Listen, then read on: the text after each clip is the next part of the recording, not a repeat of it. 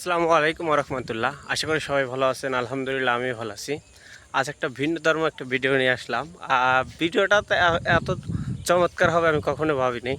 আমাদের গ্রামটাও যে এতটা সুন্দর তা কখনো ভাবিনি। আর যদি ঘুরতে না আসতাম তাহলে কিন্তু বুঝতে পারতাম না আসলে শহর অঞ্চলের থেকে যে গ্রাম অঞ্চলটা এতটা সুন্দর, এতটা মনোমুগ্ধকর যদি হয় তাহলে কার না ভালো লাগে। দেখেন তো গ্রামেরটা কীভাবে এখন সঙ্গীভাবে সাজিয়েছেন, চারিদিকে সবুজ আর সবুজ, যেদিকে তাকাবেন দিকে সবুজ। পাশেই কিন্তু আমাদের ছোট্ট একটা নদীটাও কিছুদিন যাবৎ কাটা হয়েছে। একদম গ্রামটা কিন্তু এখন সবুজ শ্যামলে ভরে গেছে একদম। যেহেতু বর্ষাকাল আমাদের এখানে এখনও ওইভাবে পানি আসেনি, পানি আসতে একটু লেট হয়, ওইভাবে বর্ষা লাগে না আমাদের এলাকায়।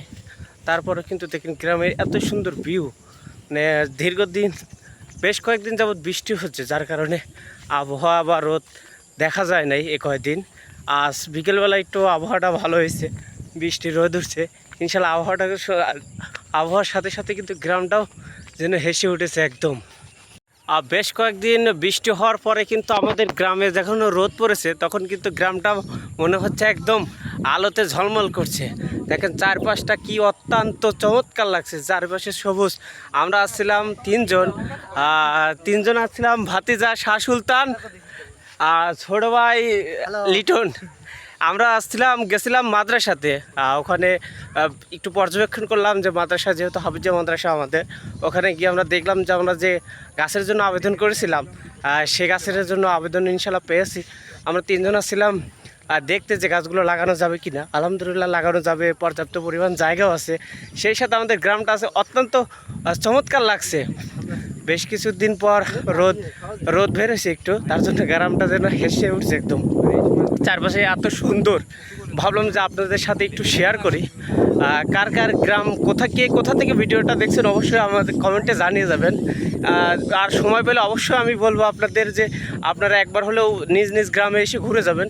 কারণ এখন বর্তমান বর্ষাকাল চলছে, সব অঞ্চলেই কিছু কিছু পরিমাণ পানি আসছে, কিন্তু আমাদের এখনও কিন্তু পানির কোনো নাম ডাক নেই। আমাদের পানিটা এখনও আসেনি। আশা করি যে অল্প দিনের মধ্যে আসবে এবং সবাই গ্রামে একদিন এসে ঘুরে যাবেন এই বর্ষাকালের মধ্যে। বর্ষাকালের মতো মজা মনে হয় না আর কোনো কালে হয়। অত্যন্ত চমৎকার এখন দৃশ্য লাগে, বাতাসের ঢেউ সাথে বাতাসের যে পরিমাণ, সুস্থ হয়ে যাবেন একদম। অবশ্যই আপনাদের বলবো অবশ্যই আপনারা একদিন এসে গ্রামে ঘুরে যাবেন এবং গ্রামের যে প্রাকৃতিক দৃশ্যগুলো আছে দেখেন, যেগুলো তাকাবেন সেই পাশে কিন্তু সবুজ আর সবুজ। অবশ্যই আপনারা এসে গ্রামে ঘুরে যাবেন, আমি আপনাদের অবশ্যই সাজেস্ট করব।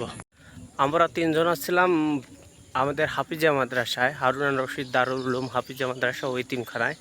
এখানে আসার একটা কারণ নিয়ে আসছিলাম। কারণটা হচ্ছে আমরা কিছুদিন আগে আসুন্না ফাউন্ডেশন এর কাছে বৃক্ষরোপণের কর্মসূচি তারা অংশগ্রহণ করছে, সেখানে আমরা কিছু গাছের জন্য আবেদন করেছিলাম। আজ সকালে কিন্তু তাদের প্রতিনিধির থেকে আমাদের কল করেছিল যে আমরা যে গাছের আবেদনটা করেছিলাম সেটা কোথায় লাগাবো সেই জায়গাটা পর্যবেক্ষণ করার জন্য আসছিলাম। ইনশাল্লাহ এসে কিন্তু দেখতে পারলাম যে আমাদের এখানে গাছ লাগানোর মতো জায়গা আছে অনেকটা।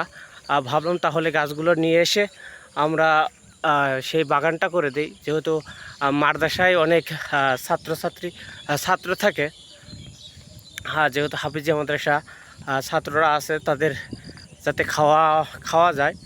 এবং এই মাদ্রাসাটা আমাদের একদম গ্রামের শেষ প্রান্তে।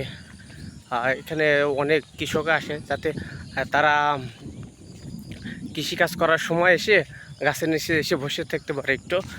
সেই লক্ষ্যে আসছিলাম মাদ্রাসা, হাফিজিয়া মাদ্রাসা। এবং অনেকদিন পরে আসার পথে যে গ্রামটা এত সুন্দরভাবে সবুজে ছায়া ছেয়ে গেছে তা কখনো দেখিনি। দেখেন যেদিকে তাকাবেন সেদিকে কিন্তু সবুজ আর সবুজ। আমরা আসছিলাম তিনজন, আমাকে রেখে কিন্তু দুইজন চলে গেছে অলরেডি অনেক দূর। ইনশাল্লাহ এখন আমাদের গ্রামটা অত্যন্ত সুন্দর। যারা শহরে থাকে তারা কিন্তু এই আবহাওয়াটা, আমার মনে হয় না যে এত সুন্দর আবহাওয়া শহর অঞ্চলের মধ্যে আছে বা উপভোগ করতে পারে। সময় হলে ইনশাল্লাহ আপনারাও একসময় গ্রামে আসবেন, যেহেতু এখন বর্ষাকাল। গ্রামটা অত্যন্ত চমৎকার লাগে এখন বর্ষার পানিতে, এবং নৌকা নিয়ে যদি ঘোরা যায় অনেক ভালো লাগবে। অবশ্যই আপনারা সুযোগ পেলে একটু গ্রামে আসবেন, আর গ্রামের যে প্রকৃতিটা উপভোগ করে যাবেন, দেখবেন ইনশাল্লাহ ভালো লাগবে। সবাইকে অসংখ্য ধন্যবাদ। আসসালামু আলাইকুম।